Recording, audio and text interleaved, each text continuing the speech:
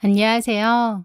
저는 한창 결혼 준비를 하던 중 가장 믿었던 약혼남과 친구에게 거하게 뒤통수를 맞게 되었던 30대 중반의 이영아라고 합니다.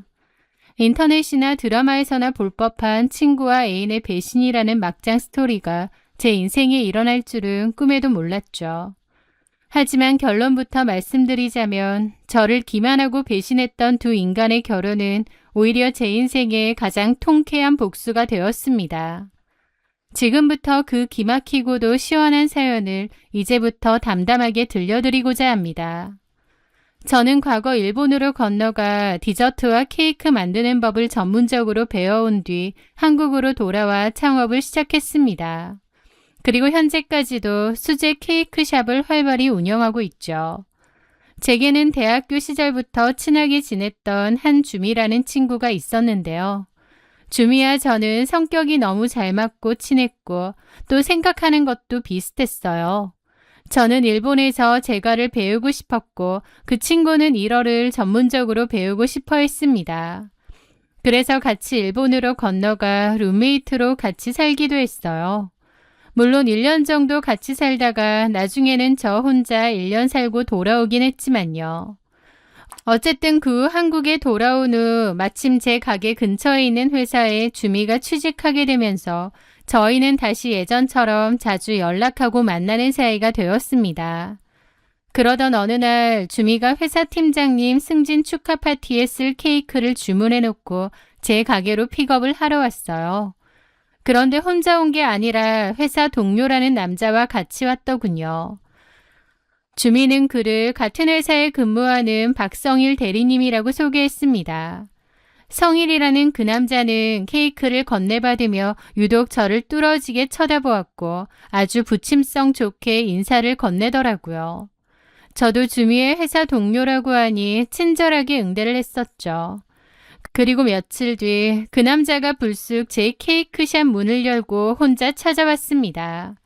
어머니 생신이라서 케이크를 주문하러 왔다고 하는데 정작 케이크를 픽업하는 날 쑥스러운 얼굴로 폭탄 선언을 하는 거예요. 사실 어머니 생신은 한참 멀었고 저를 다시 보고 싶어서 찾아올 핑계를 만든 것이라며 처음 본 순간 첫눈에 반했다고 직진 고백을 해온 것이었죠. 일본계 회사에 다니는 그 남자는 번듯한 직장에 성격도 다정다감해 보이고 키도 훤칠했습니다. 그의 고백에 저 역시 마음이 흔들렸고 그러면서 우리는 자연스럽게 연인 사이로 발전하게 되었죠. 친구 주미 역시 자신의 직장 동료인 성일 씨가 저를 좋아한다는 사실에 놀라워하면서도 둘이 참 잘 어울린다며 곁에서 응원해 주더라고요. 그렇게 1년 정도의 연애 끝에 저희는 자연스럽게 결혼을 약속하게 되었습니다.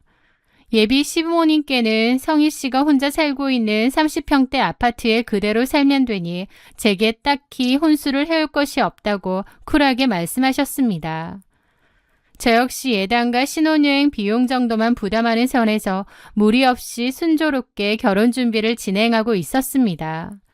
남자친구는 한없이 다정했고 시댁은 쿨하고 합리적으로 보였으며 친구는 제 결혼을 진심으로 축하해 주는 듯 했습니다.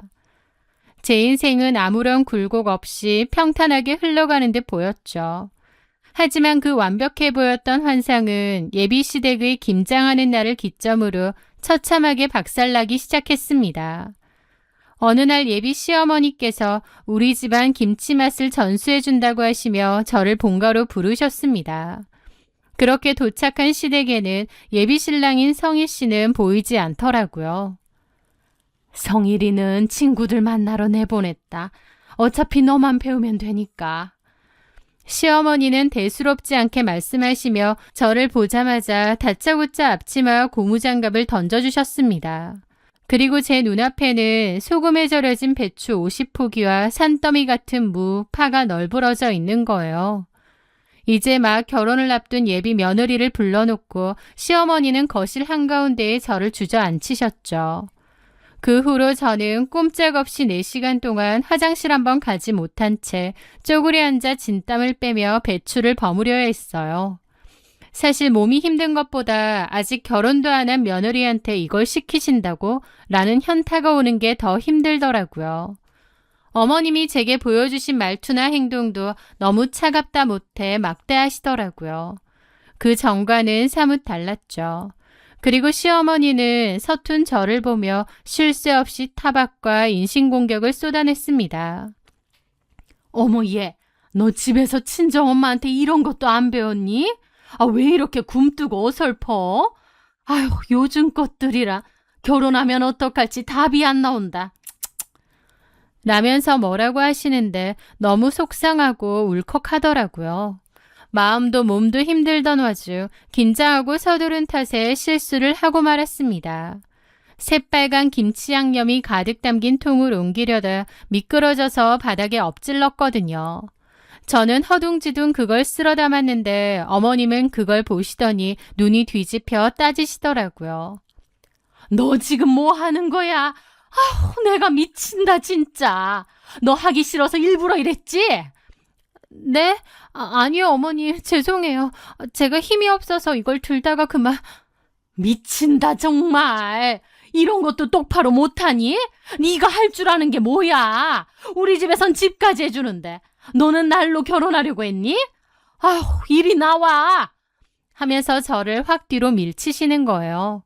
저는 그 바람에 뒤로 기우뚱하며 넘어졌는데 그 순간 제 안에 있던 인내심의 끈이 툭 하고 끊어지는 것을 느꼈습니다.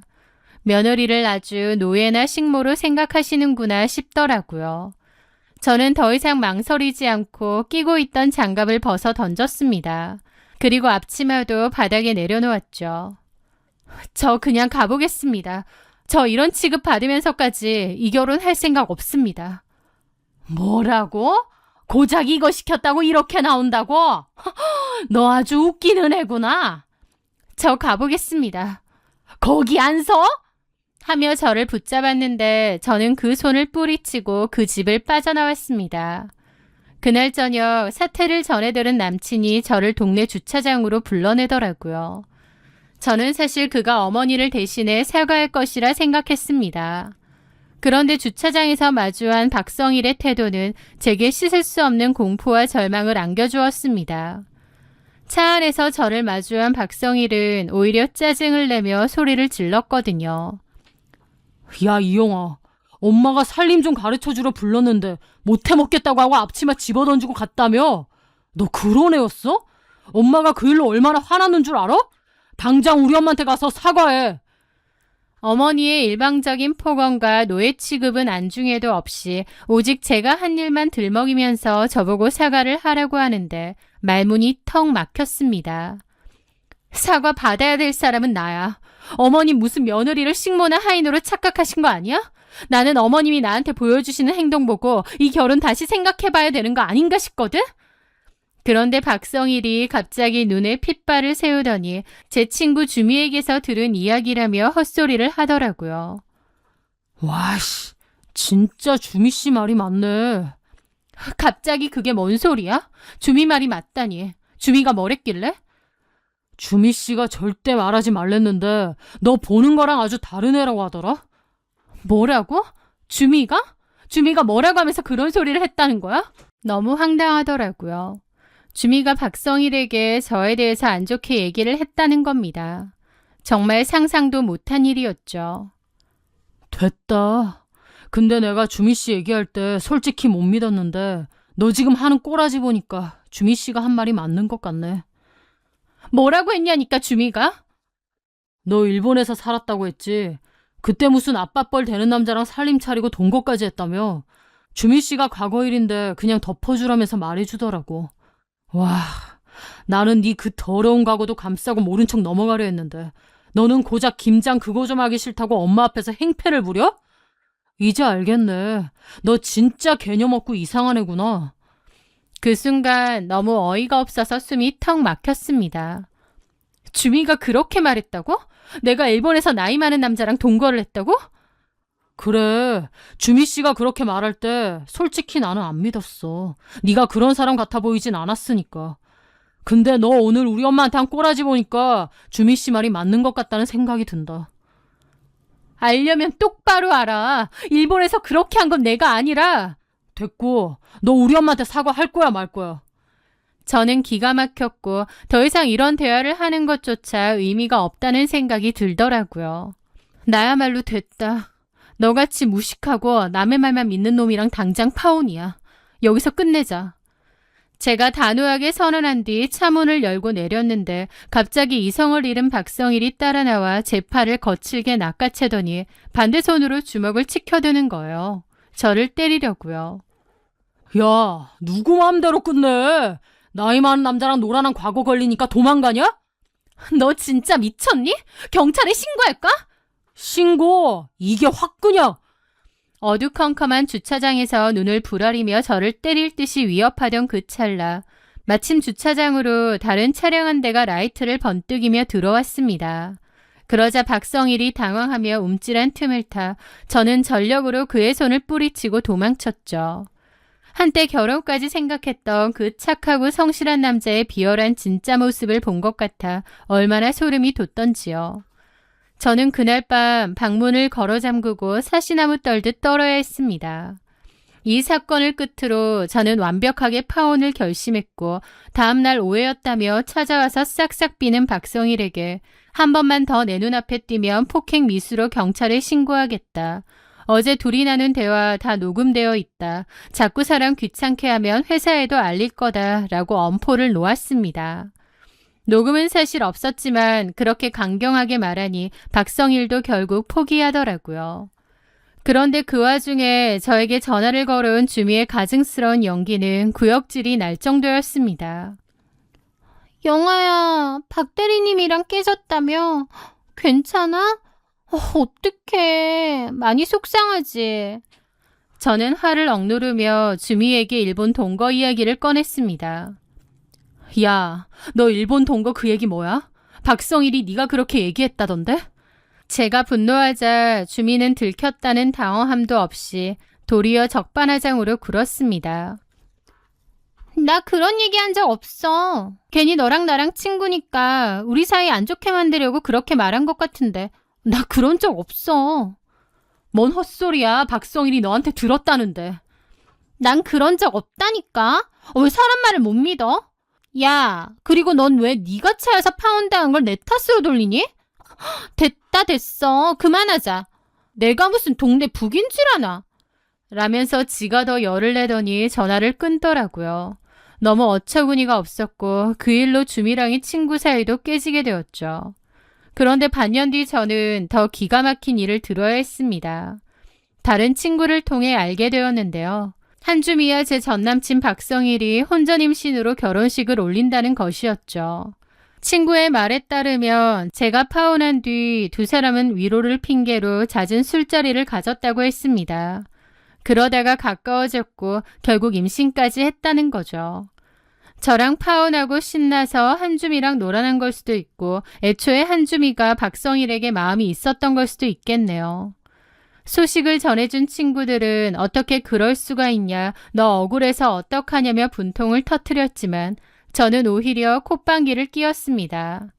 며느리를 식모 취급하며 인신공격을 퍼부는 끔찍한 시어머니와 데이트 폭력 성향을 드러내는 찌질한 남자를 스스로 떠안은 주미가 오히려 불쌍하고 우스울 따름이었으니까요. 하지만 이대로 그냥 조용히 잊어주기엔 그들이 제게 남긴 상처와 억울함이 너무 컸습니다. 저는 그 둘의 결혼식에 하객으로 당당히 참석하기로 결심했습니다. 그리고 그들에게는 평생 잊지 못할 끔찍한 축하 선물을 꼼꼼하게 준비했죠. 그렇게 마침내 두 사람의 결혼식 당일이 밝았습니다. 제 10년 지기 친구와 전 남자친구의 결혼식장으로 향하는 제 발걸음은 분노보다는 오히려 기분 좋은 소풍을 떠나는 것처럼 가벼웠죠. 식장에 도착하자마자 저는 가장 먼저 신부 대기실로 향했습니다. 웨딩드레스를 입고 가식적인 미소를 지으며 앉아있는 한주미의 모습이 보이더라고요. 저를 발견한 주미는 일순간 얼굴이 사색이 되며 굳어버렸습니다. 박주미는 잔뜩 경계하는 목소리로 제게 따져 물었죠. 네가 여긴 왜 왔어? 초대도 안 했는데? 성희 씨랑 너랑 이미 끝난 사이잖아. 아직도 뭐 앙심이라도 있는 거야? 잔뜩 날이 선 주미를 내려다보며 저는 아주 여유롭고 환하게 웃어주었습니다. 앙심이라니 그런 게 어딨어. 축하해주러 왔어. 너희 둘 진짜 완벽한 천생연분이더라. 저는 환하게 웃으며 그렇게 말했습니다. 한주미는 여전히 의아한 듯 저를 노려보더라고요. 그래서 저는 한주미에게 가까이 다가가 나지막하지만 또렷한 목소리로 속삭였습니다. 나 너한테 오히려 고마워. 뭐가 고마워? 네가 나 대신 똥 밟은 거잖아. 사실 박성일, 내가 헤어지자고 하니까 주차장에서 나 때리려고 손까지 치켜 올리더라고. 게다가 그 시어머니는 며느리를 자기 집 노예마냥 부리려 드는 최악의 집안이고. 그런데 네가 그딴 거짓말까지 해가며 나를 그 쓰레기집에서 탈출시켜 준 거잖아? 그러니까 나는 진심으로 너한테 고마워. 제 진심 어린 조롱에 주미의 얼굴은 순식간에 흑빛으로 변해버렸습니다. 어이없다는 표정으로 입술만 파르르 떠는 한주미의 모습을 뒤로 한 채 저는 미련 없이 신부대기실을 빠져나왔습니다. 그리고 저는 로비에서 하객을 맞이하고 있던 박성일과 그의 어머니에게 다가갔습니다.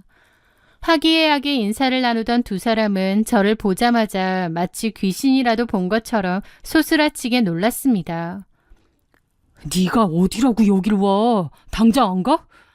성일이 핏대를 세우며 저를 조용히 윽박질렀고 시어머니 역시 불쾌한 기색을 숨기지 않으며 저를 쫓아내려 했습니다.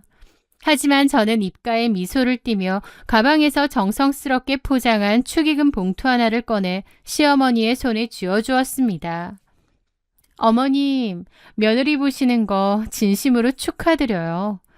제가 두 분을 위해 특별한 축의금을 좀 준비했습니다. 꼭 확인해 보셔야 해요. 시어머니는 찝찝한 표정으로 봉투를 열어 내용물을 확인했습니다. 이게 뭐냐? 그 봉투 안에는 돈이 아니라 제가 일본 유학 시절부터 보관해두었던 한주미의 사진들이 들어있었거든요. 직접 보세요. 사진을 본 한성일 엄마와 한성일은 놀라 자빠지려 하더라고요.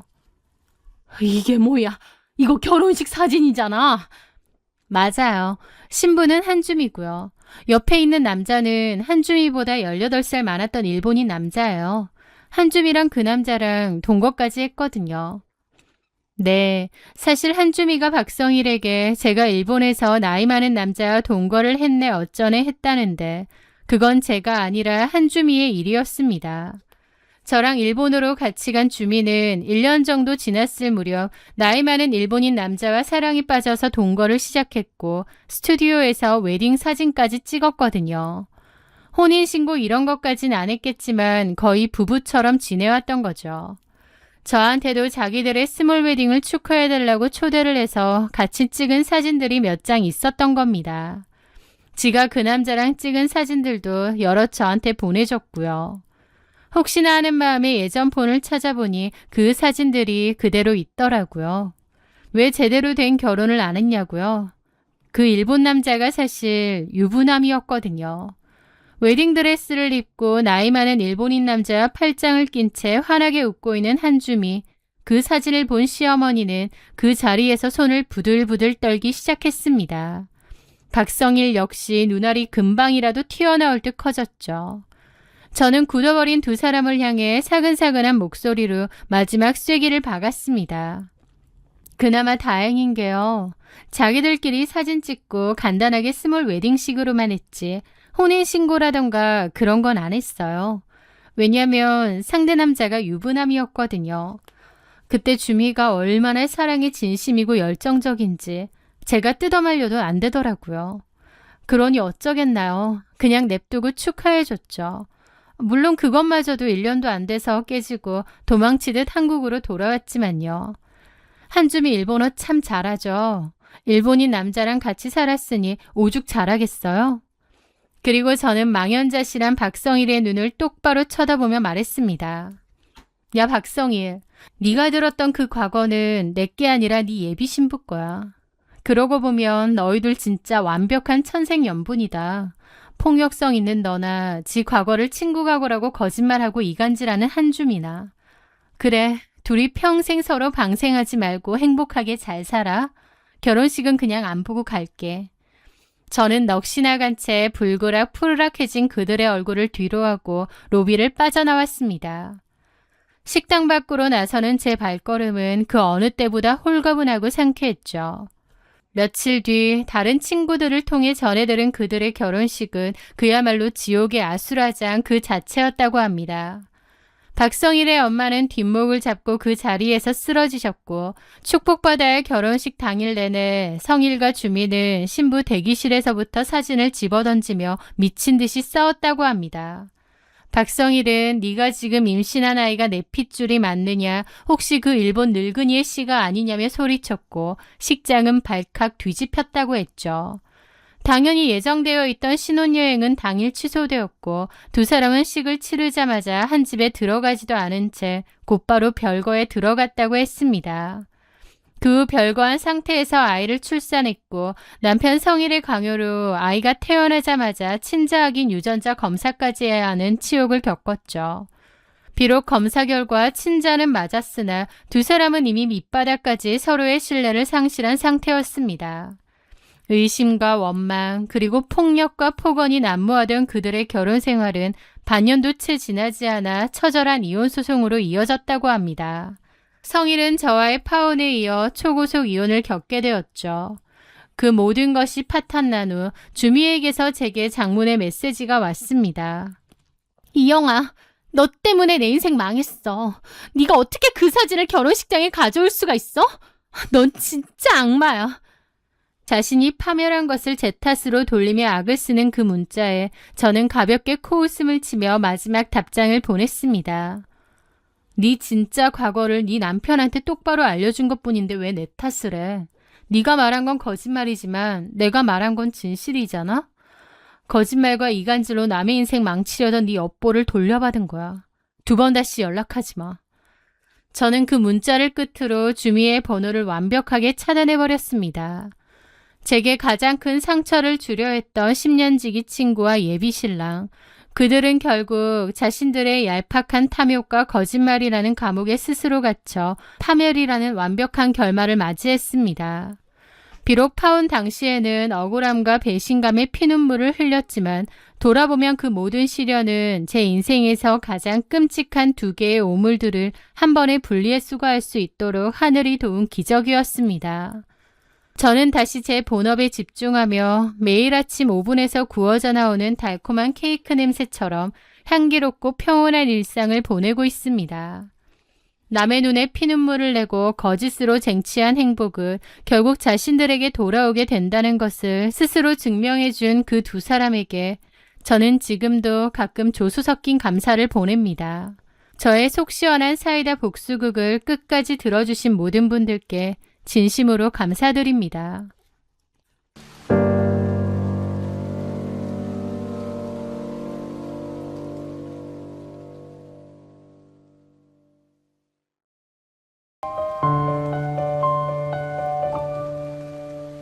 안녕하세요. 저는 인생에서 가장 잘한 선택이 결혼이 아니라 이혼이라고 당당하게 말하는 여자입니다. 제 결혼 생활은 딱 1년 6개월이었습니다. 남들이 들으면 신혼재미가 한창일 때 아니냐고 묻겠지만 저에게 그 시간은 다시 떠올리기조차 싫은 악몽과도 같았습니다. 오늘은 제 인생에서 가장 잘한 선택, 바로 그 이혼에 대한 이야기를 아주 상세하게 들려드리려 합니다. 겉으로는 번듯해 보였지만 속은 썩어 문드러져 있던 전남편 김영우와 그 집안의 기막힌 이중성, 그리고 제가 어떻게 그들에게 빅엿을 날리고 탈출했는지 들어주세요. 저는 어릴 적 아버지를 여의고 홀어머니 밑에서 자랐습니다. 엄마는 혼자 몸으로 저를 부족함 없이 키우셨고 저 또한 어디 가서 기죽지 않으려 악착같이 공부해 번듯한 직장까지 얻었습니다. 저는 제가 자라온 환경이 부끄럽지 않았고 오히려 엄마를 존경했습니다. 엄마가 혼자 힘으로 저를 키우시려고 얼마나 노력하셨는지 잘 아니까요. 하지만 남편 김영우는 분명 결혼 전에는 장모님이 참 대단하시다, 멋지다라고 입바른 소리를 했지만 결혼하고 나서는 결혼 초부터 저의 이런 가정 환경을 교묘하고 비열하게 이용해 먹으려 들었습니다. 당연히 연애 시절에는 전혀 몰랐죠. 연애 시절 그는 세상에 둘도 없는 듬직한 예비 사위였어요. 저희 집에 인사 오던 날 그는 엄마 손을 꼭 잡으며 소라가 아버지 없이 자라서 외로움이 많았을 텐데 이제 제가 소라 곁에서 든든한 남편이 되어주려고요. 어머님, 저 믿어주세요. 라고 맹세했습니다. 당연히 저희 엄마도 그런 남편을 좋게 보고 결혼도 허락하신 거죠. 하지만 지나고 보니 그 모든 것은 저를 올가매기 위한 달콤한 미끼에 불과했습니다. 결혼식 후 그 다정하던 가면은 아주 빨리 산산조각이 났으니까요. 그는 가장 먼저 효도의 불균형을 당연한 상식인 양 포장하며 저를 세뇌하기 시작했습니다. 소라야, 냉정하게 생각해봐. 처가댁은 장인어른도 안 계시는데 우리가 처가에 자주 가봤자 할 게 뭐가 있겠어. 남자끼리 술 한 잔을 기울일 수 있는 것도 아니고 장인어른이랑 같이 낚시를 갈 수 있는 것도 아니고 나도 가면 멍하니 앉아있어야 되니 불편하지만 무엇보다 어머님 불편하시지. 사위 눈치 보느라 애쓰실 거 아니야. 그래서 꼭 특별한 일 아니고선 자주 가지 않는 게 오히려 서로를 위한 배려가 아닐까 싶네. 저는 어리석게도 처음에는 그 말이 저와 엄마를 배려해서 하는 말인 줄 알았습니다. 남편이 말을 정말 유창하게 그럴듯하게 포장해서 잘했거든요. 그래서 정말 엄마와 나를 배려하는 거구나 착각한 거죠. 물론 그 말을 조금만 곰곰이 생각해보면 완전 헛소리였지만요. 겉만 번지르르한 그 배려라는 단어 뒤에는 저희 집에 대한 철저한 무시가 깔려 있었습니다. 남편은 아예 자기 집을 좀 더 신경 쓰자고 대놓고 공표를 한 셈이었죠. 자기한테도 말했지만 우리 엄마 아들 하나 보고 사신 분인 거 알지? 그래서 나는 예전부터 우리 엄마랑 잘 지낼 수 있는 며느리를 꼭 데려오겠다고 결심했거든. 그게 자기인 것 같았고. 그래서 자기가 며느리로서 우리 부모님한테 좀 신경 써주고 잘 지냈으면 좋겠어. 나를 위해서 그렇게 해줄 수 있지? 혓바닥이 길었지만 결국은 시댁에만 잘하라는 소리였습니다. 그때 저는 사랑에 눈이 멀었던지 너무 어리석게도 남편이 원하는 대로 좋은 며느리가 되겠다고 결심했고요. 그 명절이나 생신은 기본이고 주말마다 시댁에 가게 되었습니다. 시댁에 가면 너무나도 자연스럽게 밥하고 청소하고 설거지하는 게 제 몫이 되더라고요. 제가 그렇게 하루 종일 바쁘게 일하고 시부모님 눈치를 볼 동안 남편은 소파에 누워 텔레비전이나 보며 낄낄거렸습니다. 그 와중에 어머님은 반찬 간이 짜다, 집안일이 영 서툴다며 잔소리만 퍼부었죠. 아버님이 안 계시다 보니 어머님께서 어렸을 때부터 바깥일을 하셨다고 했지? 네. 그래서 그런가 소라 너도 집안일은 영 야무지지가 않네. 그런 것도 사실 어릴 때부터 보고 크는 거 무시 못하거든. 엄마가 밖에서 내내 일을 했으면 당연히 집안일은 좀 등한시 하셨을 거고. 그래서 그런가? 소라 너도 집안일 하는 거 보면 똑 부러지는 맛이 없다. 어쩌겠니? 나한테 참 많이 배워야겠어. 라면서 저한테 일 부려먹는 걸 살림을 가르쳐준다고 표현하시더라고요. 어느 순간 느꼈지만 남편도 시부모님도 제가 아버지가 없다는 이유로 은근하게 저희 집을 무시했습니다. 저희 친정에 엄마밖에 없으니 크게 신경 쓸 것도 없고 자기들한테만 잘하라는 걸 갈수록 노골적으로 드러냈거든요. 그런 게 쌓여가면서 저도 너무 힘들고 서럽고 섭섭하고 여러 감정이 많았죠. 나도 우리 엄마 자주 찾아뵙고 사이도 종종 데리고 가고 싶은데 허구한 날 시댁만 드나들고 저희 집은 거의 안 갔으니까요. 하지만 그때까지만 해도 제가 그냥 다 참아야 되는 줄 알았습니다. 그러다가 결정적으로 정이 뚝 떨어진 사건이 있었는데요. 바로 친정엄마의 환갑때였습니다. 저는 결혼 전부터 엄마 환갑 때 해외여행을 보내드리려고 꼬박꼬박 적금을 붓는 게 있었어요. 적금 만기도 일부러 엄마의 환갑날에 맞춰서 들었던 거였죠. 드디어 만기가 되었고 엄마와 함께 패키지 여행을 가려고 예약하려 했습니다. 그런데 남편이 제가 엄마랑 여행 간다는 걸 알고 엄청 섭섭해하는 거예요. 장모님만 여행 보내드린다고? 우리 엄마랑 동갑인데 우리 엄마는? 우리 엄마도 여행 좋아하시잖아. 그 말에 저는 좀 황당하더라고요. 이건 내가 전에도 자기한테 말했지만 엄마 환갑 선물로 드리려고 결혼 전부터 모은 거야. 아는데 엄마랑 장모님이랑 동갑이시잖아. 생신도 비슷하고. 장모님만 그렇게 보내드린 거 알면 섭섭하시지 우리 엄마도. 차라리 두 분 같이 보내드리는 게 어때? 사돈끼리 오붓하게 다녀오시면 좋지 않나? 저는 어처구니가 없어서 그랬죠. 무슨 소리야. 어머님하고 우리 엄마하고 친한 사이도 아니고 사돈끼리 여행 가는 게 말이 돼?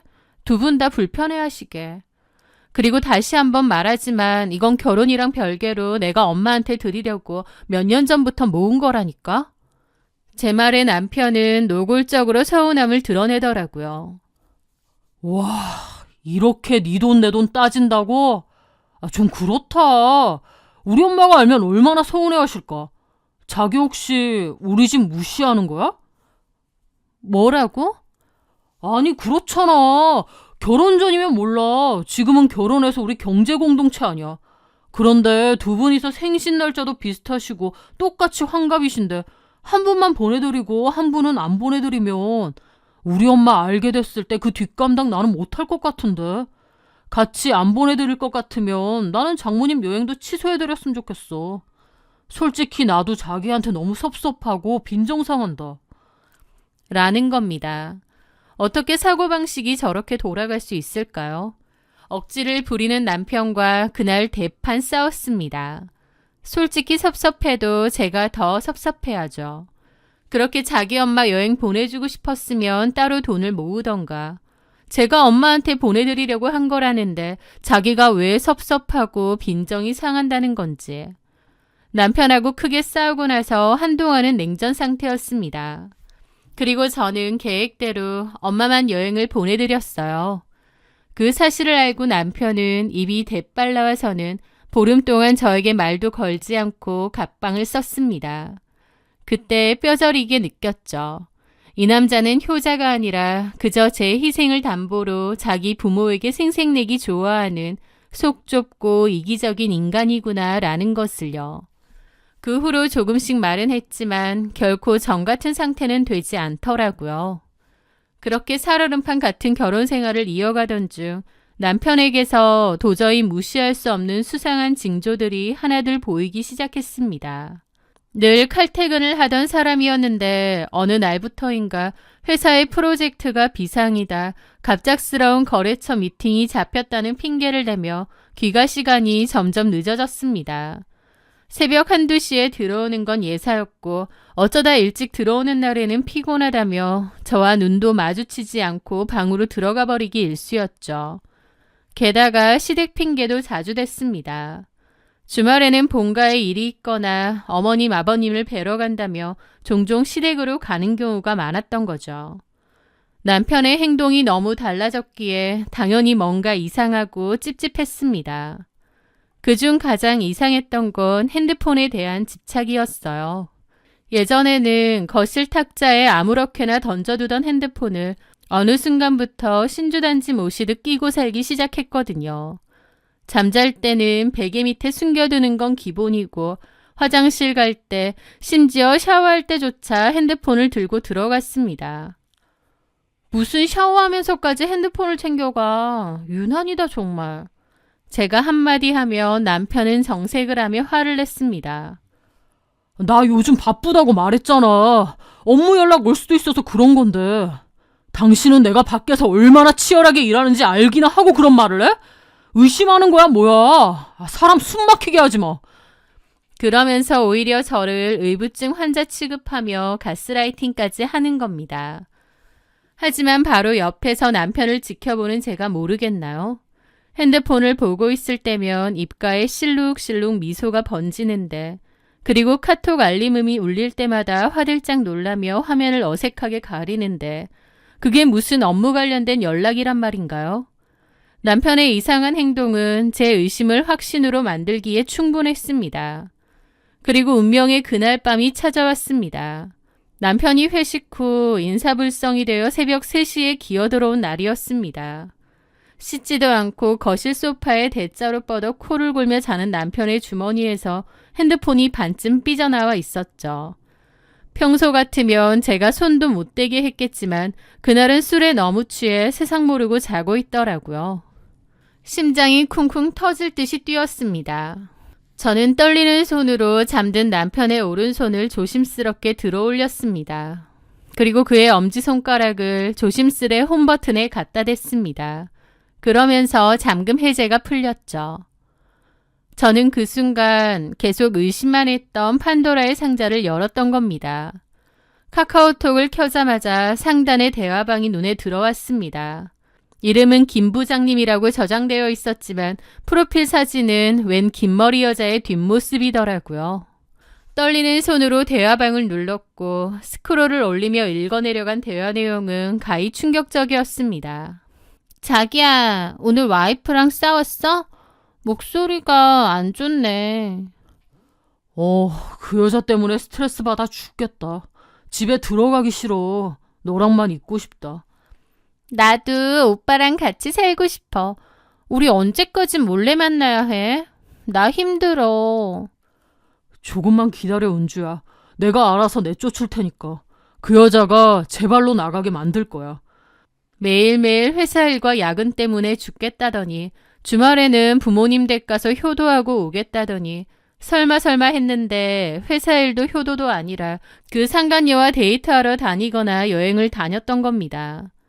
남편의 외도를 두 눈으로 확인한 순간 머릿속이 하얗게 변하고 온몸의 피가 거꾸로 솟구쳐 오르는 기분이었어요. 배신감과 모멸감에 손이 부들부들 떨려 핸드폰을 놓칠 뻔했죠. 당장이라도 곤히 처자고 있는 저 인간의 멱살을 잡고 싸대기를 날리고 싶었지만 입술에 피가 나도록 깨물며 참았습니다. 감정적으로 대응했다간 제가 더 억울한 일이 생길 수도 있다는 생각에 차가운 이성을 되찾으려 노력한 거죠. 저는 일단 끓어오르는 속을 참고 증거를 확보해야겠다고 생각했습니다. 그런데 문제가 있었죠. 남편은 바람을 피우는 게 확실했는데 문제는 대화방을 수시로 나가고 새로 만드는 건지 남아있는 대화가 그렇게 길지 않았어요. 상대 여자의 이름이 뭔지 정체가 뭔지에 대해서는 나오지 않더라고요. 둘의 대화에서 유추해보면 최소 5, 6개월, 아니 1년 가까이 된 사이 같기도 한데 상대 여자가 누군지 특정할 만한 내용이 별로 없는 겁니다. 그래서 다음 날부터 분노를 억누르며 상대 여자의 정체가 뭔지에 대해서 그리고 더 확실한 증거를 잡기 위해 움직였습니다. 남편은 주말이 되자 어김없이 본가에 가서 부모님 좀 챙겨드리고 올게. 당신은 집에서 쉬어라며 뻔뻔한 효자 코스프레를 하고 집을 나섰습니다. 저는 모자를 푹 눌러쓰고 마스크도 썼어요. 그리고 친구에게 말해서 빌려둔 차를 타고 남편 뒤를 쫓았습니다.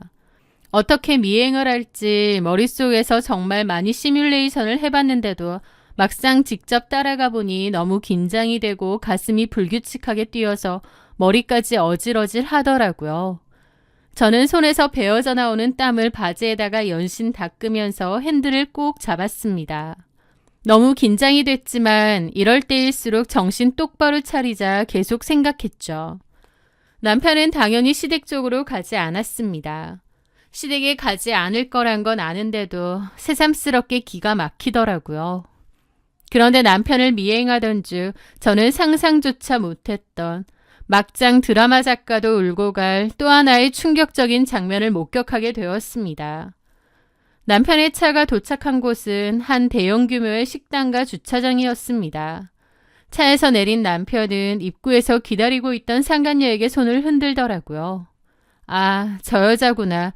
처음으로 그 여자의 얼굴을 본 거죠. 평범한 외모에 좀 어려 보였는데 남편하고 자연스럽게 팔짱을 끼더라고요. 그 모습을 멀리서 지켜보는데 기분이 참 묘했죠. 그렇게 안으로 들어갔고 저도 거리를 살짝 두고 따라 들어갔어요. 식당에서는 저보고 일행이 있냐고 물었고 저는 안에서 일행이 기다린다고 말하고 일단 들어갔습니다. 그리고 슬금슬금 주변을 살펴보는데 때마침 저기서 남편과 그 여자가 보이더라고요. 저는 직원에게 말해 남편이 있는 그 테이블에서 그리 멀지 않은 곳에 자리를 잡고 일행들이 오지 않아서 주문하고 기다리겠다고 했습니다. 그리고 몰래 그들을 훔쳐봤는데 잠시 후 식당 문을 열고 누군가 들어오더라고요. 다른 손님인 줄 알고 무심코 봤는데 그 사람의 얼굴을 확인한 순간 너무 놀라 턱이 빠질 뻔했습니다. 왜냐고요? 바로 저희 시아버지였거든요. 너무 경악스러웠죠. 아버님이 여길 왜? 생각함과 동시에 아버님은 손을 들어 인사를 하며 바로 남편의 자리로 가서 앉더라고요. 이게 다 무슨 일인지, 왜 상간녀와 남편이 만나는 자리에 아버님이 오신 건지 처음에는 퍼뜩 이해가 되지 않더라고요. 아버님은 아무렇지 않게 자연스럽게 앞자리에 앉았고 남편과 그 상간녀는 하하호호 웃으며 아버님을 맞이했습니다. 모르는 사람이 보면 영락없는 한 가족처럼 보일 정도더라고요. 제 속에서는 엄청난 배신감이 들었죠. 아버님도 알고 있었다고? 와, 진짜 너무한다. 눈물이 핑 돌 정도였습니다. 아들의 불륜을 묵인하다 못해 아예 상간녀와 같이 만난다니 이런 멋 같은 경우가 세상에 어디 있겠나요? 그런데 어머님도 오셨나? 잠깐 둘러보는데 어머님은 안 계셨어요. 그러다가 다시 출입문이 열리면서 누군가 들어왔습니다. 어머님은 아니었어요. 그런데 새로 들어오는 분의 얼굴이 몹시 낯이 익은 겁니다. 어디서 봤지 생각하는 순간 아버님이 손을 들어서 이리 오라고 하시더라고요. 그분도 웃으며 그 자리로 가고요. 그제야 생각났습니다.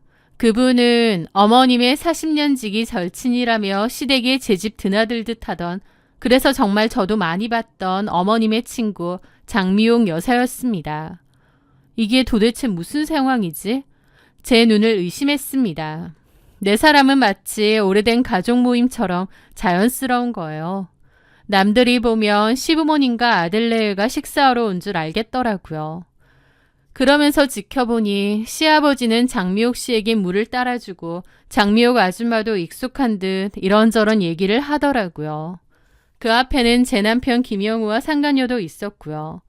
그 꼬라지를 보는데 머리를 망치로 얻어맞은 것 같았습니다. 어머님이랑 둘도 없는 친구라던 장미옥 아줌마가 시아버지의 내연녀였고 제 남편은 그 사실을 알면서도 묵인하고 있었던 겁니다. 아니, 묵인이 아니라 서로의 불륜을 덮어주고 다 같이 만나기까지 하는 거예요. 부자가 쌍으로 바람을 피우면서 며느리이자 아내인 저와 시어머니를 완벽하게 바보로 만들고 있었던 겁니다. 저는 손이 부들부들 떨리는 것을 참으며 이 기막힌 장면을 몰래 동영상으로 남겼습니다. 화장실을 갔다 오는 척하면서 반대쪽에서도 슬쩍 촬영하고요.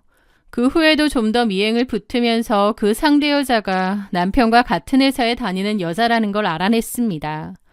그렇게 저는 이혼 소송 준비를 마치고 남편이 출근한 사이 어머님을 찾아갔습니다. 이혼할 때 하더라도 어머님께도 이 사실을 다 알려드려야겠더라고요. 제가 난데없이 찾아왔다고 어머님도 좀 황당해 하시는 거예요. 저는 차분하게 자리에 앉아 말씀을 드렸습니다. 네가 갑자기 웬일이냐? 드릴 말씀이 있어서요. 어머님도 아셔야 될 일이에요. 잠깐만 앉아보시겠어요? 뭔데 그렇게 심각한 얼굴이야? 형우랑 싸웠니? 저는 마음을 다잡고 말했습니다. 저 그 사람이랑 이혼하려 합니다. 뭐라고? 이혼? 김영우 회사 여직원이랑 1년 넘게 바람 피웠더라고요. 아들이 바람 피웠다는 말에 어머님도 멈칫하며 당황하시더라고요. 그러더니 무슨 말도 안 되는 소리야. 우리 형우 그런 사람 아니다. 네가 뭔가 오해를 한 거겠지. 오해 아닙니다. 제가 다 확인했습니다. 저는 차분하게 증거 사진을 내밀었습니다. 어머님도 그 사진들을 보고 상대 여자의 얼굴도 보시더라고요. 그런데 사진을 보던 어머님이 갑자기 허 하며 코웃음을 치시는 겁니다. 그래서 이혼하겠다? 형우도 알아? 아직 얘기 안 했는데 이제 얘기해야죠.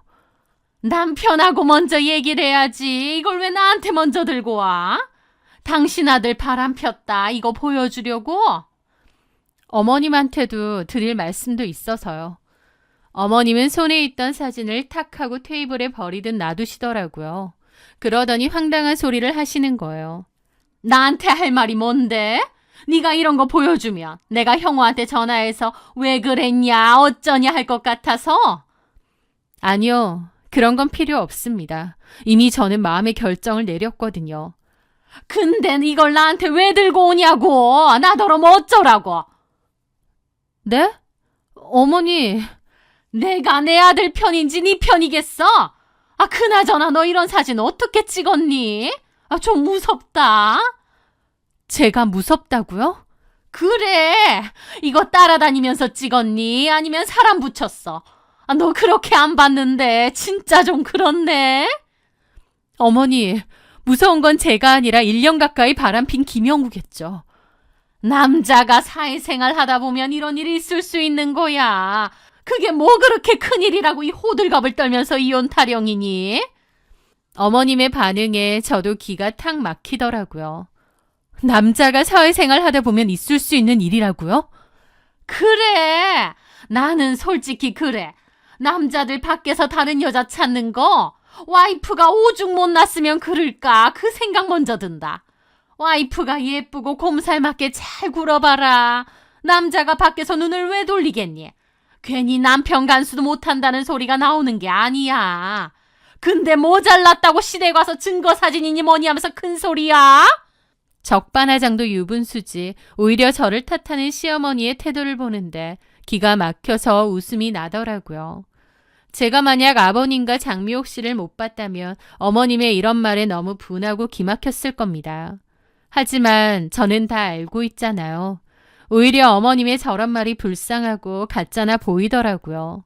저는 조용히 증거 사진들을 챙겨 가방에 넣었습니다. 그리고 말씀드렸죠. 어머님 말 맞다나 남편 간수 못한 게 죄라면 어머님은 대역 죄인이시겠네요. 아니, 호구 중에 상호구인가? 제 말에 어머님은 눈이 뒤집히더라고요. 뭐? 너 지금 뭐라고 했어? 제가 못나서 남편이 바람났다면서요. 남자가 밖으로 돌면 여자가 처신을 잘 못한 거라면서요. 그럼 어머님도 얼마나 못나셨으면 아버님이 딴 여자랑 바람을 피우셨을까 싶어서요. 어머님 동공이 마구 흔들리더라고요. 바람? 누가 바람을 피워? 어머님 아들도 피웠지만 어머님 남편도 피웠잖아요. 아버님이요. 뭐라고? 야, 너 어디서 아무 말이나 짓거려? 어머님은 파들파들 떨면서 따지시더라고요. 저는 코웃음 치며 말했습니다. 김영우 불륜 쫓다가 아버님도 봤거든요. 아들이 바람 피우는 거 뻔히 아시는 것 같더라고요. 그런데 아버님도 혼자가 아니시던데요. 어떤 분이랑 아주 다정하시던데 어머님은 전혀 모르셨나 보죠? 어머님도 아시는 분이던데. 내가 아는 사람이라고? 누군데? 장미용 여사님이요. 어머님 절친. 어머님은 제 말에 입을 떡 벌리시더라고요. 아버님이 바람을 피우고 있다는 건 아예 모르셨던 눈치였습니다. 좀 전까지 남편이 사회생활 하다가 바람 피울 수도 있고 또 여자 잘못이라고 하던 어머님이 얼굴이 창백하게 질리시더라고요. 그것도 어머니가 친자매처럼 믿고 의지하던 40년 지기 절친 장미옥 아줌마랑요. 순간 어머님의 얼굴이 흑빛으로 변하며 입을 딱 벌렸습니다. 저는 핸드폰 갤러리를 열어 어머님 눈앞에 그 동영상을 들이밀었습니다. 그때 제가 몰래 찍었던 영상이었죠. 아버님과 장미옥 씨가 있고 그 바로 옆자리에는 남편과 상간녀 송은주가 함께 박장대소하고 있는 영상이었습니다. 아버님은 어머님 친구분이랑 바람나셨고 김영우는 그 사실 뻔히 다 알면서도 자기 바람 피우는 거 들킬까봐 아버님 쉴드 쳐주고 게다가 이렇게 서로 만나기까지 했더라고요. 이런 걸 불륜 품앗이라고 하나? 근데 부자지간에 불륜 품앗이 한다는 얘기는 또 처음 들어보네요. 아주 콩가루 집안이 따로 없네. 어머님은 사진을 보고 뒷목을 잡으며 휘청거렸습니다. 믿었던 남편과 절친의 배신, 그리고 그 사실을 알면서도 자신을 철저히 기만하고 아버지를 도운 아들에 대한 배신감에 입술을 파르르 떨었습니다. 세상이 무너지는 표정이었죠. 어떻게 이럴 수가! 어머님은 갑자기 짐승 같은 비명을 지르더니 눈이 확 돌았습니다. 그러더니 밖으로 확 뛰쳐나가시는 거예요. 저는 어머님의 돌발 행동에 놀라서 뒤를 따라갔죠. 어머님이 향한 곳은 같은 동네에 사는 장미옥 씨의 집이었습니다. 사별하고 혼자 산다고 했고 워낙 어머님하고도 친했던 사이라 저도 집을 알고 있었죠. 어머님은 그 집 대문을 막 치면서 문 열라고 고함을 질렀습니다. 잠시 후 장미옥 씨가 무슨 일이냐고 대문을 열었는데 그 순간 어머님이 번개처럼 달려들어 장미옥 씨의 머리채를 잡은 거예요. 장미옥 씨도 소리를 지르고 둘은 순식간에 엉겨붙었죠. 장미옥 씨는 왜 이러냐며 했고 어머님은 네가 내 남편이랑 안 붙어 먹었느냐 내가 다 알고 왔다고 고함을 지르시더라고요. 장미옥 씨는 입이 10개라도 할 말이 없어 보였고 어머님은 그런 장미옥 씨 머리채를 다 뽑을 기세였습니다. 장미옥 씨가 저보고 경찰 신고하라고 소리를 질렀지만 제가 왜요? 저는 그냥 팔짱 끼고 그 모습을 가만히 지켜봤습니다. 그렇게 어머님은 거의 죽일 듯이 장미옥 씨를 접해자 장미옥 씨도 맞고만 있을 순 없었는지 어머님 머리채를 같이 잡더라고요. 대문을 열어놓고 싸운 거라 지나가는 사람들 다 쳐다보고 난리도 아니었죠. 어머님이 장미옥 씨 머리채 당기면서 네가 내 남편이랑 붙어 먹었잖아 라는 소리를 하도 질러서인지 바깥의 동네 분들도 다 웅성거렸죠. 그렇게 두 분이 살벌하게 붙었는데 거의 서로 죽일 듯이 싸우길래 이건 냅두면 큰일 나겠다 싶어 그때는 제가 두 사람을 말렸습니다. 어쨌든 어머님은 네가 어떻게 이럴 수 있느냐 그 자리에서 꺼이꺼이 울고 그 아줌마는 너무 아파서 병원을 가야겠다며 도망치듯 떠났죠. 저는 어머님을 집에 모셔서 데리고 갈까 하다가 사실 내가 왜 그래야 되나 싶더라고요. 그래서 남편에게 문자 한 통 보냈습니다. 너랑 아버님이랑 쌍으로 바람 피우는 거 어머님이 다 아셨다. 어머님이 장미옥 씨 집 쳐들어가서 머리채 잡으셨다. 너는 나도 배신하고 어머님도 배신한 거다. 어머님은 장미옥 아줌마네 집 마당에서 울고 있으니 네가 알아서 모셔가든지 해라. 그리고 우리는 이혼이다. 그 여자랑 어디 잘 살아봐라. 같은 회사인 거 안다. 이혼 소송이랑 상간 소송 걸 테니 그런 줄 알아라. 라고요. 그 문자를 보내고 꺼이꺼이 울고 있는 어머님을 놔두고 그 집을 떠났습니다. 그 후 저는 계획대로 이혼을 진행했습니다. 남편은 회사에 알려질까봐 저에게 빌었지만 이제 이혼하는 마당에 제가 누굴 봐줘야 하나요? 회사 감사실에 제보를 넣고 사내 익명 게시판에는 명예훼손에 걸리지 않는 선에서 소문을 퍼뜨렸습니다. 그 결과는 처참했죠. 보수적인 남편의 회사에서 신임 여직원과 바람나 이혼하는 유부남이라는 타이틀도 치명적인데 아버지의 불륜까지 묵인한 폐륜아라는 소문까지 더해져서 아주 회사가 들썩들썩거렸다고 하더군요. 회사 내에서 문제를 일으켰기에 소문도 안 좋았고 결국 소문을 이기지 못한 남편은 휴직계를 냈다가 결국 퇴사를 했다고 했습니다. 같은 회사인 상간녀 역시 일파만파 소문이 다 났는데 뻔뻔하게 자기가 아닌 척 회사 다니다가 결국 꼬리가 밟혀서 손가락질 당하고 회사를 그만뒀다고 하더라고요. 시댁은 어떻게 되었냐고요? 어머님은 장미옥 씨를 상대로 상간녀 소송을 걸었다고 했습니다. 그 와중에 이혼 소송은 걸지 않았다고 하더라고요. 아버님과 이혼할 생각까진 아니신 것 같은데 대신 매일같이 술을 마시며 아들과 남편을 원망하며 살고 있다고 합니다. 저는 위자료와 재산 분할 그리고 상간녀 소송 배상금까지 철저하게 싹 다 받아냈습니다. 그 돈으로 저는 이혼을 사고 싶었던 차도 사고 저를 위한 투자를 하며 안정적이고 행복한 삶을 살고 있습니다. 비록 1년 6개월이라는 짧은 결혼 생활이었고 그 끝은 진흙탕 같았지만 진흙탕에서 용꽃은 피어난다고 저한테는 최선의 결말이 아니었나 싶어요. 쌍으로 바람을 피운 남편과 아버님, 그리고 제 탓을 하던 어머님. 그 집은 아주 제대로 콩가루가 되어서 잘게 부서졌죠. 앞으로도 제가 보란 듯이 멋지게 사는 것이 바로 그들에게 할 수 있는 가장 확실한 복수가 아닐까 싶네요. 제 긴 이야기를 들어주셔서 감사합니다.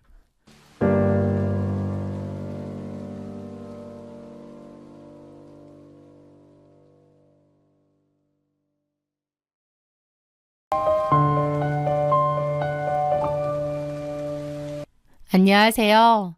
저는 출판사에서 15년차 기획자로 일하며 토끼 같은 8살 아들 하나를 키우고 있는 워킹맘입니다.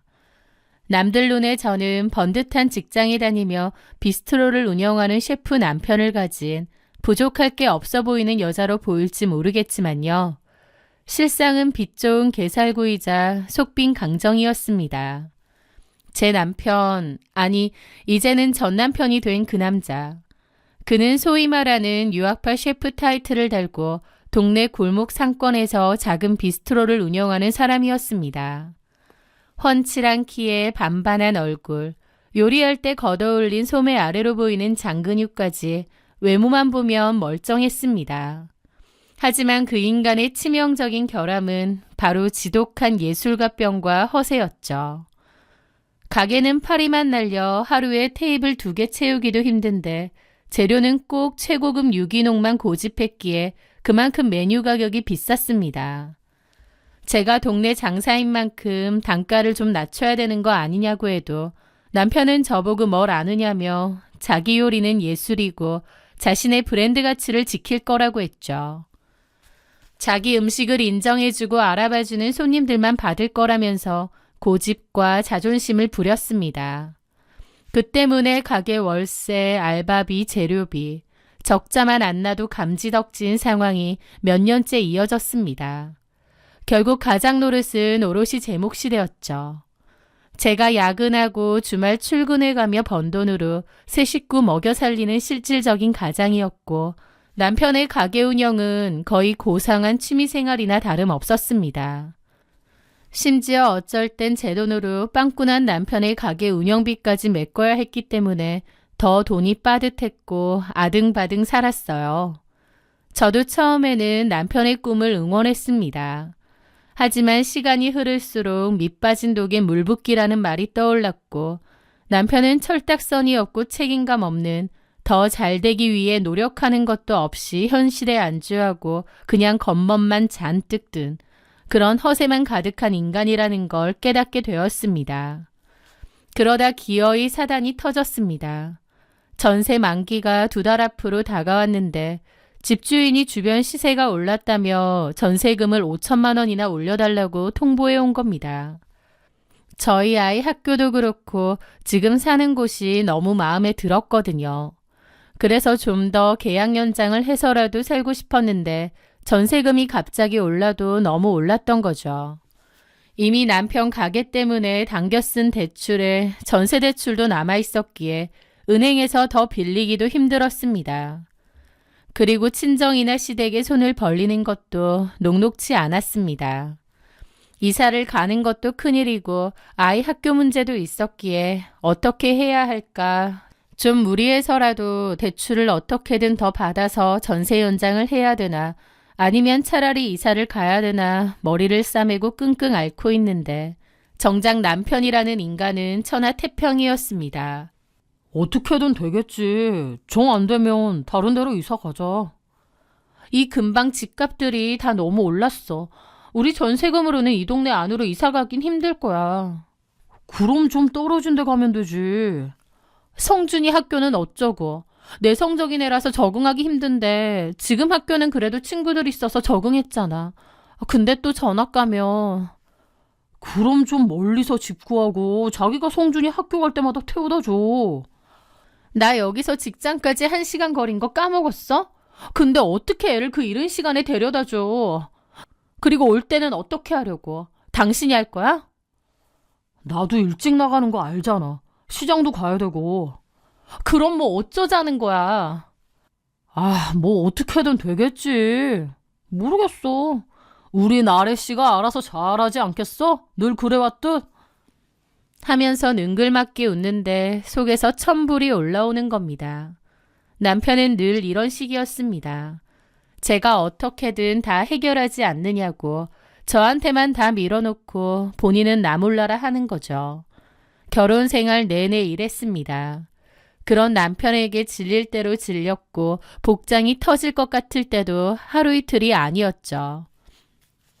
돈을 잘 벌어오는 것도 아니고 가정에 충실한 사람도 아니었고 그렇다고 하나밖에 없는 아들을 애지중지하는 사람도 아니었습니다. 가족보다는 지가 먼저이고 우선이어야 하는 그런 인간이었죠. 가끔은 내가 저 인간을 왜 참아줘야 되나, 왜 이러고 살아야 되나, 이혼을 안 해야 될 이유가 뭘까 싶기까지 하더라고요. 하지만 아이도 어리고 어쨌든 대놓고 드러난 큰 문제까진 아니었기에 그냥 저냥 참고 살았습니다. 그런데 얼마 뒤 남편의 행동에 정말 꼭지가 돌더군요. 퇴근하고 아파트 주차장에 들어서는데 남편이 평소에 타고 다니던 국산 준준형차 대신 번쩍거리는 새로 뽑은 SUV에서 내리는 겁니다. 이게 뭐냐고 하니 원래 있던 차는 중고차로 처분하고 차를 바꿨다는 거예요. 저는 제 눈을 의심했습니다.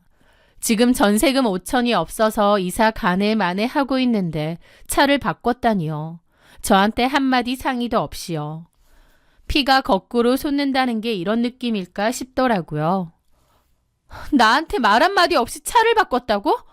지금 집주인이 전세금 올려달라고 해서 나는 골머리가 썩을 지경인데 돈이 어디 있어서 차를 바꿔?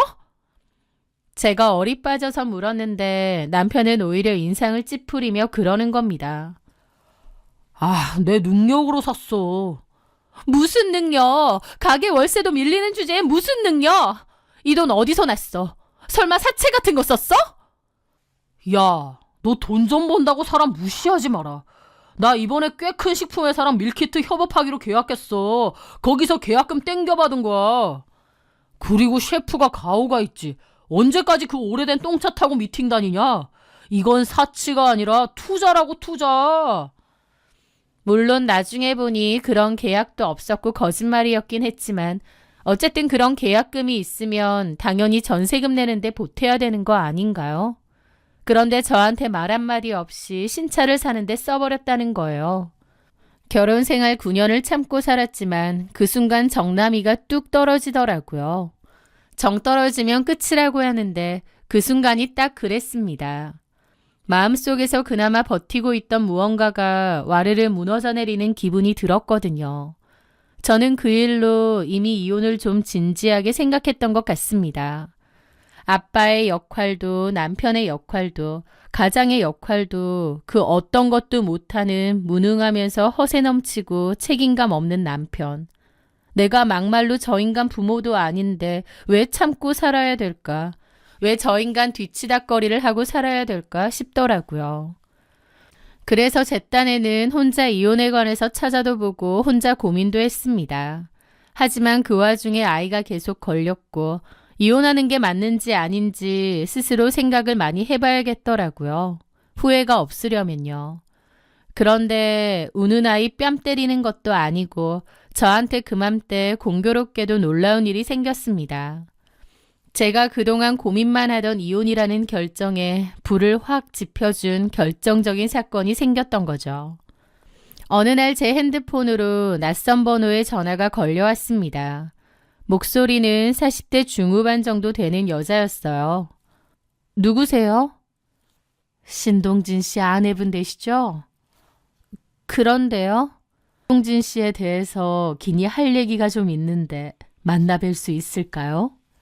대뜸 모르는 번호로 전화해서는 제 남편에 관해서 할 얘기가 있다는 겁니다. 무슨 용건인진 몰라도 결코 좋은 일이 아니라는 건 알겠더군요. 통화로 못하냐니까 만나서 할 말이라기에 알겠다고 하고 퇴근 후에 만나게 되었습니다.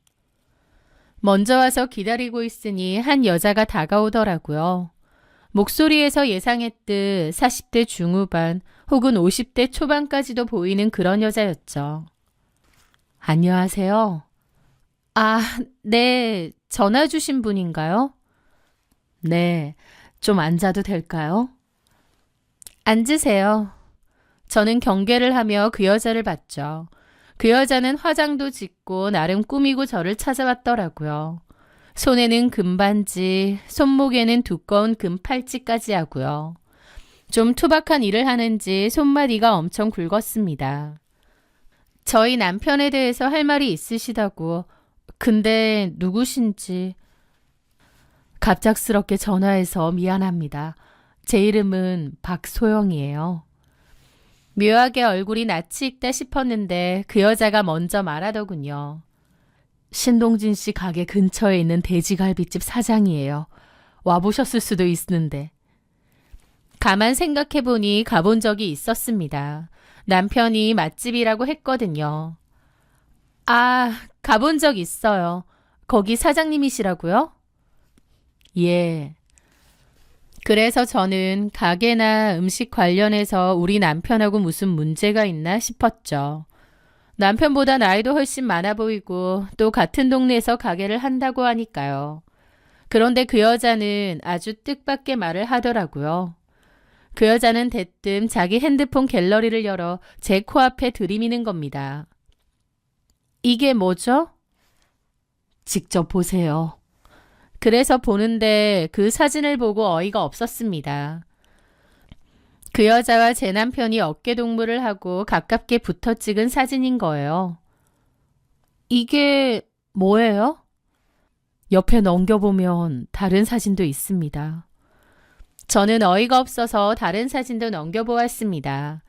그랬더니 그 여자와 제 남편이 다정하게 찍은 사진들이 계속 나오는 거예요. 입이 뜨악했죠. 미안하지만 우리 서로 사랑하는 사이예요. 햇수로는 2년 됐습니다. 저는 말문이 막혀 입만 떡 벌린 채로 그 여자를 봤죠. 황당하시죠? 전혀 눈치는 못 채셨나 봐요. 지금 뭐 하자는 거예요? 그런데도 그 여자는 가방에서 편지 한 통을 꺼내 보여주더군요. 남편의 필체였습니다. 나의 소영에게 우리가 벌써 만난 지 2년이나 됐네. 당신을 만나고 나서야 내 요리가 비로소 숨을 쉬는 것 같아. 집에 들어가면 아내 때문에 숨이 막히는데 당신 품에만 안기면 천국 같아. 너무 편안하고 행복하고 당신은 나의 구원자이자 꼭 쉼터처럼 느껴지기도 해. 서로 요리 얘기를 하며 밤새도록 나눴던 그 수많은 시간들. 나한테는 너무 소중하고 행복해. 사랑해. 우리 오래 가자. 그 편지를 보는데 토악질이 다 나려고 하더라고요. 그런데도 그 여자는 아랑곳 않고 또 그러는 겁니다. 2년 기념일 때 직접 써서 준 거예요. 하면서 제 손에 들려있던 편지를 다시 뺏어가더니 고이고이 가방에 잘 넣어두는 거예요.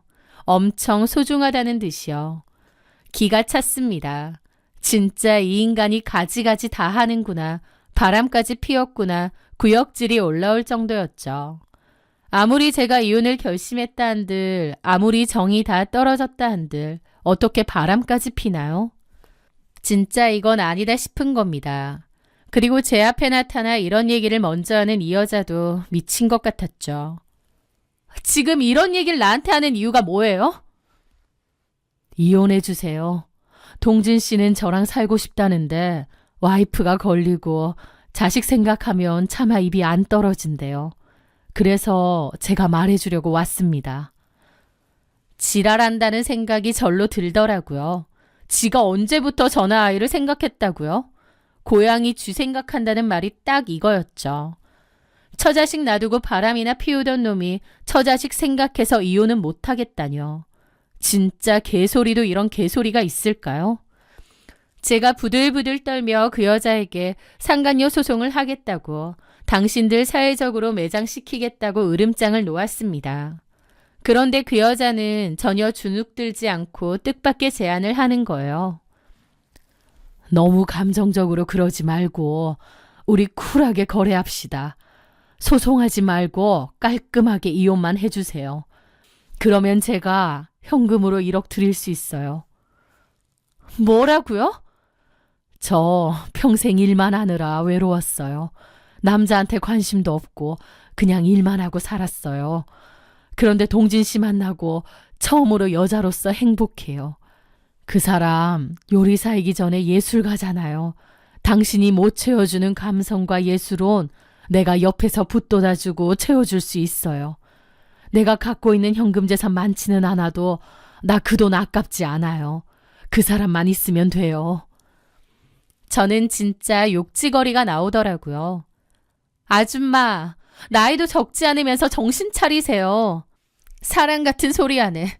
처자식 놔두고 바람피는 그런 인간이 사랑. 웃기지 말라 그래요. 아줌마도 똑같아요. 미친 소리 작작해요. 동네 장사한다고 했죠? 둘 다 내가 아주 생매장 시켜줄 거야. 어디 두고 봐. 저는 화를 내고 그 자리를 박차고 나왔습니다. 1억 줄 테니 이혼하라는데 넙죽 그러겠다고 할 사람이 어디 있나요? 기가 막히고 자존심이 뭉개지는 기분이었죠.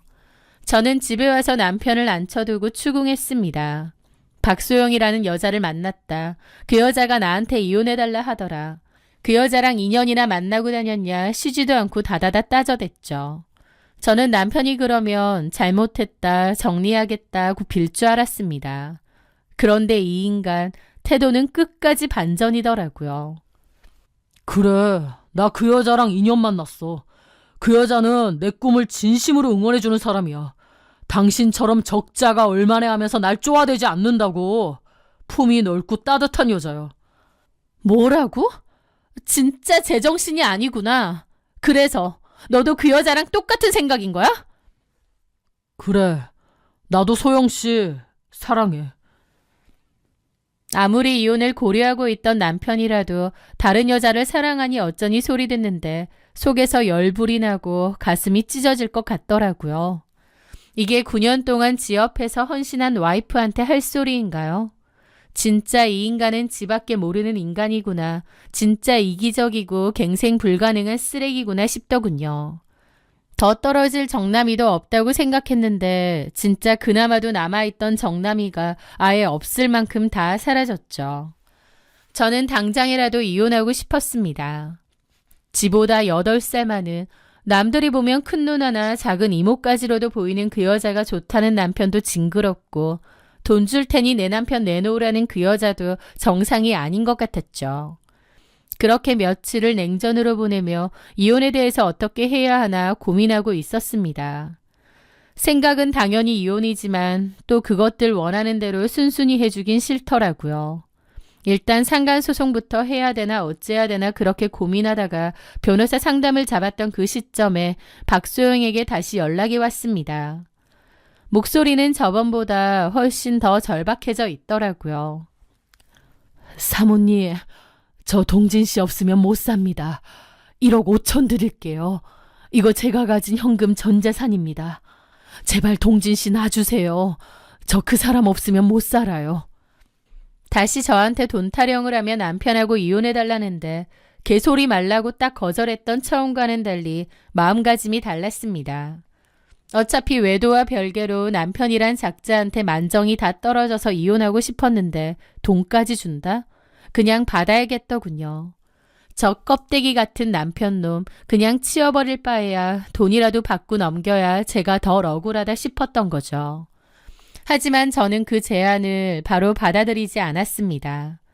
저는 차갑게 식은 눈으로 그녀를 내려다보며 말했죠. 1억 5천? 그걸로 내 10년 세월이랑 내 아들 아빠 없는 애 만드는 값 치르라고요? 어림없죠. 사모님, 2억 주세요. 그러면 눈앞에서 이혼 도장 찍어드릴게요. 그 여자 눈이 커지더라고요. 2억 현금으로 딱 꽂아주면 그 인간 깨끗하게 당신한테 넘길게요. 합의 이혼 도장 찍어준다고요. 싫으면 말고. 난 그냥 소송 걸어서 둘 다 망신 주는 게 더 낫고. 제 말에 그 여자는 뭔가 생각하더니 결심한 듯 입술을 깨물더군요. 알겠어요, 2억. 어떻게든 맞춰볼게요. 대신 확실하게 이혼해 주는 거죠? 돈부터 가지고 와요. 그녀의 확답을 듣는 순간 묘한 쾌감이 들었습니다. 남편을 뺏기는 게 아니라 아주 비싼 값에 처분하는 기분이었으니까요.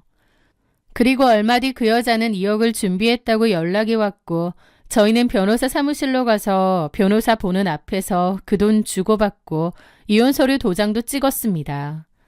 남편은 빚 탕감받은 노예처럼 홀가분해 보이기까지 하더라고요. 저는 위자료 2억은 받지만 양육비는 별도 지급이라고 했습니다. 그리고 면접 교섭권 외에는 일정 연락하지 않는다는 조건도 걸었죠. 그렇게 상간녀가 보는 앞에서 남편과 저의 결혼 생활은 끝이 났습니다. 이혼 후 저는 그 돈을 보태 전세로 살던 아파트를 아예 매입했습니다. 원래 전세금에다 2억을 보태니 매입할 수 있겠더라고요. 그렇게 내 명의의 집이 생기니 그렇게 든든할 수가 없는 겁니다. 사실 그동안 어차피 남편 수입은 거의 없었고 제 돈만 까먹는 마이너스 존재였잖아요. 그래서 오히려 남편하고 이혼하니 경제적 타격은커녕 훨씬 낫더라고요. 이혼하고 나서 어찌나 홀가분한지 이 좋은 걸 싶을 정도였습니다. 그렇게 6개월 정도 평화롭게 지났을 무렵이었습니다. 주말에 마트에 장을 보러 갔는데 우연히 전 남편을 목격했습니다. 그런데 카트를 밀고 가는 그의 옆에는 놀랍게도 박수영이 아니라 다른 여자가 있는 거예요. 딱 봐도 20대 중후반 정도의 젊은 여자였죠. 남편은 그 옆에서 허세를 부리며 와인을 고르고 있고요. 저 여자는 뭐지? 박수영은? 좀 황당하더라고요. 그러다가 얼마 뒤 아이 면접 교섭권 문제로 전 남편과 통화할 때 슬쩍 떠봤습니다. 근데 나 얼마 전 마트에서 당신 봤는데 옆에 있던 여자 누구야? 아니, 그건 또 언제 봤대? 너 박소영 씨랑 재혼 안 했니? 그래, 안 했다, 왜? 2억이나 바쳐가며 내 남편 달라고 했는데 정작 재혼은 안 했다니? 어리둥절하더라고요. 헤어진 거야? 그러자 수화기 너머로 들려오는 전 남편의 대답이 정말 걸작이었습니다. 뻔뻔함을 넘어 소름이 돋더라고요. 내가 너한테 이런 말을 왜 하나 모르겠지만 톡 까놓고 내가 그 여자랑 재혼을 왜 하냐? 뭐라고? 나 너랑 이혼하고 자유의 몸이 됐는데 가만 생각해보니 그 늙고 뚱뚱한 아줌마랑 내가 뭐하러 재혼까지 해. 톡 까놓고 요즘 돌싱은 흠도 아닌데 내가 능력이 없냐 외모가 딸리냐. 셰프 타이틀 달고 나가면 얼마든지 젊고 예쁜 애들 줄을 서는데 내가 굳이 그 쭈구렁 방탱이랑 푹 퍼진 아줌마랑 살아? 심지어 갖고 있던 돈도 다 너한테 주고 이제 갖고 있는 건 고기 냄새 진동하는 가게랑 오래된 빌라밖에 없는데. 와, 그 얘기를 듣는데 이 인간 진짜 사람이 아니구나 싶었습니다. 저도 당연히 박수영이 괘씸하지만 그래도 이건 아니잖아요. 박수영이 전 재산 털어서 이혼해달라고 했는데 정작 제 남편은 이혼하자마자 생각이 완전 바뀐 겁니다. 저는 전 남편과의 통화 후에 통화 녹음 내용을 잘 저장해 두었습니다. 제 폰은 자동 통화 녹음이 되는데 이 통화 녹음이 언젠가 쓸모가 있을 것 같았거든요. 그리고 제 예상은 빗나가지 않았죠. 얼마 뒤 박수영이 저한테 전화가 와서 좀 보자고 했거든요. 왜 보자고 하니까 저한테 할 말이 있다고 저희 회사 앞에서 기다리니 좀 보잡니다. 이미 더 볼 것도 없는 사이에 왜 보자고 하나 어이가 없었지만 뭔가 제가 만나줘야 될 것 같더군요. 그렇게 그 여자와 전에 만났던 그 카페에서 다시 만났습니다. 그 여자는 퀭한 얼굴로 저한테 그러더라고요. 좀 너무한 거 아니에요? 네? 2억이나 받아먹고 이혼했으면 그만이지. 왜 자꾸 애 핑계 대면서 남의 남자 꼬드겨요? 이거 완전 사기꾼 아니야?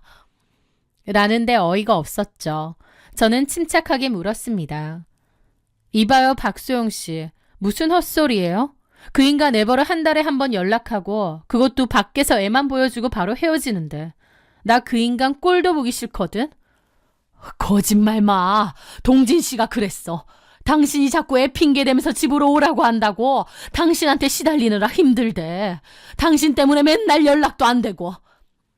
그 말을 듣고 알겠더라고요. 이 남편놈이 젊은 여자애 만나고 다니면서 끝까지 제 핑계와 아이 핑계를 댄 겁니다. 이혼까지 한마당에 진짜 이것들이 나한테 쌍으로 날리네 싶어서 이가 갈리더라고요. 하지만 저는 열받은 걸 누르고 헛웃음을 지으며 주머니에서 핸드폰을 꺼냈습니다. 박소영 씨, 당신이 2억이나 주고 산 그 남자, 물론 AS는 안 되는데 현실 파악은 좀 하셔야겠네요. 이거나 똑바로 들어요. 저는 볼륨을 최대로 높이고 며칠 전 녹음했던 파일을 그 자리에서 틀어줬습니다. 나 너랑 이혼하고 자유의 몸이 됐는데 가만 생각해보니 그 늙고 뚱뚱한 아줌마랑 내가 뭐하러 재혼까지 해. 톡 까놓고 요즘 돌싱은 흠도 아닌데 내가 능력이 없냐 외모가 딸리냐. 셰프 타이틀 달고 나가면 얼마든지 젊고 예쁜 여자들 줄을 서는데 내가 굳이 그 쭈구렁방탱이랑 푹 퍼진 아줌마랑 살아? 심지어 갖고 있던 돈도 다 너한테 주고 이제 갖고 있는 건 고기 냄새 진동하는 가게랑 오래된 빌라밖에 없는데. 녹음이 흘러나오는 동안 박소영의 얼굴은 백지장처럼 하얗게 질려버렸습니다. 입술을 파르르 떨며 현실을 부정하더군요. 이게 진짜 신동진이라고? 목소리 들으면 몰라요? 어떤 젊은 여자애랑 다니는 거 우연히 보고 박소영 씨랑 재혼 안 했냐 내가 물어봤어. 그랬더니 이렇게 말하대. 대충 들어보니 가게에서 일하는 여자애라던데. 아예 몰랐나 보지? 저는 넋이 나간 박소영에게 확인 사살을 날렸습니다. 이제 알겠어요. 책임감 없고 허세만 쩐 애새끼인 거 이제 알겠냐고. 나는 당신이 원하는 대로 해줬어. 이제 당신이 알아서 해. 다시는 내 회사 앞으로 찾아오거나 나한테 나오라니 많이 이딴 소리 하지 마. 나는 당신이랑 신동진 생각만 해도 치가 떨리는 인간이야. 박수영은 제 말은 들리지도 않는 것 같았습니다. 눈동자가 심하게 흔들리더니 이내 살기로 번들거리더라고요. 이 개같은 새끼가 내 돈 2억을 받아 처먹고 어린 년이랑 놀아나? 그 여자는 마치 짐승이 울부짖는 듯한 괴성을 지르며 뛰쳐나갔습니다. 눈빛이 이미 이성을 잃은 사람의 것이었죠. 뭔가 큰일이라도 나려나 싶었습니다. 그래서 저도 일단 택시를 잡아타고 그녀의 뒤를 조용히 쫓았습니다. 그렇게 한 발 늦게 남편의 가게 근처에 도착하니 가게 앞은 이미 웅성거리는 사람들이 가득하더라고요. 안을 보니 그야말로 아비규환 생지옥이었죠.